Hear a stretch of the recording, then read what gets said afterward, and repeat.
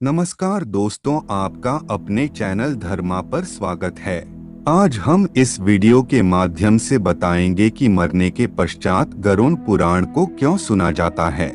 हिंदू धर्म के अनुसार जब किसी के घर में किसी की मृत्यु हो जाती है तो 13 दिन तक गरुड़ पुराण का पाठ रखा जाता है।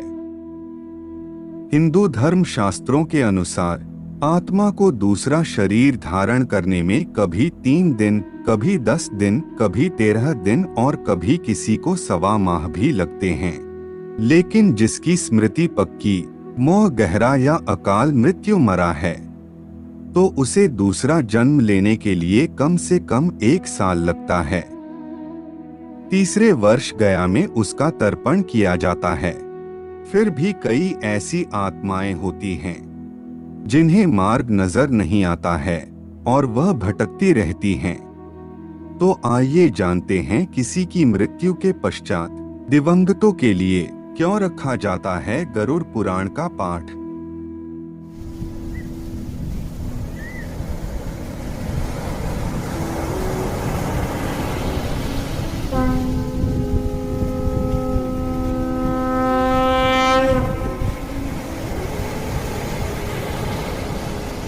एक बार पक्षी नरेश गरुड़ ने विष्णु जी से मरने के पश्चात जीवों की स्थिति, प्राणियों की स्वर्ग और नरक यात्रा, विभिन्न बुरे कामों से जीव को मिलने वाले योनियों एवं पाप करने वालों की बुरी स्थिति से जुड़े कई रहस्य से भरे प्रश्न किए।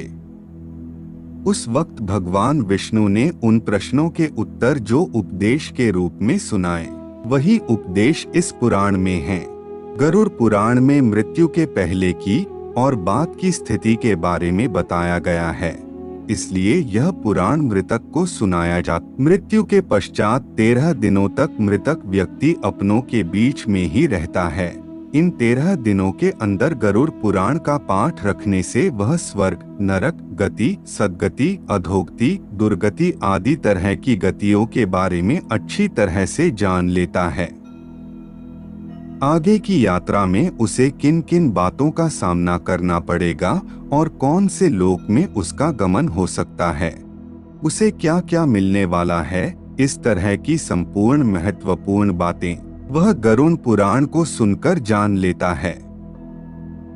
जब मृत्यु के उपरांत घर में गरुड़ पुराण का पाठ रखा जाता है तो इस बहाने मृतक के परिजन भी यह जान लेते हैं कि बुराई क्या है, भलाई क्या है, सद्गति किन कर्मों से मिलती है, दुर्गति किन कारणों से होती है। मृतक के परिजन यह भी जान लें उच्चलोक की यात्रा करने के लिए कौन कौन से कर्म करने चाहिए। गरुड़ पुराण हम सबको सत्कर्मों के लिए प्रेरित करता है। सत्कर्म और सुमति से ही सद्गति और मुक्ति मिलती है, इसलिए हम सबको सत्कर्म ही करने चाहिए। गरुड़ पुराण में व्यक्ति के कर्मों के आधार पर मिलने वाले दंड स्वरूप विभिन्न नरकों के बारे में भी बताया गया है। गरुड़ पुराण के अनुसार कौन सी चीजें व्यक्ति को सद्गति की ओर ले जाती हैं, इसका उत्तर भगवान विष्णु ने अपने उपदेश के माध्यम से दिया है। गरुड़ पुराण में हमारे जीवन को लेकर कई बातें बताई गई हैं जिनके बारे में व्यक्ति को जरूर जानना चाहिए। आत्मज्ञान का विवेचन ही गरुड़ पुराण का मुख्य विषय है। इसमें भक्ति, ज्ञान, वैराग्य, सदाचार, निष्काम कर्म की महिमा के साथ यज्ञ, ज्ञान, तप, तीर्थ आदि शुभ कर्मों में सर्वसाधारण को प्रवृत्त करने के लिए अनेक लौकिक और पारलौकिक फलों का वर्णन किया गया है।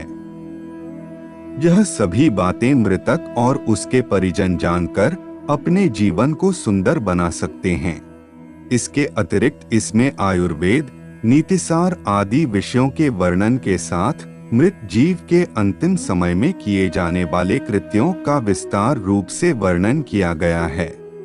कहते हैं गरुड़ पुराण का पाठ सुनने से मृतक आत्मा को शांति मिलती है और आत्मा को मुक्ति का मार्ग पता चल जाता है।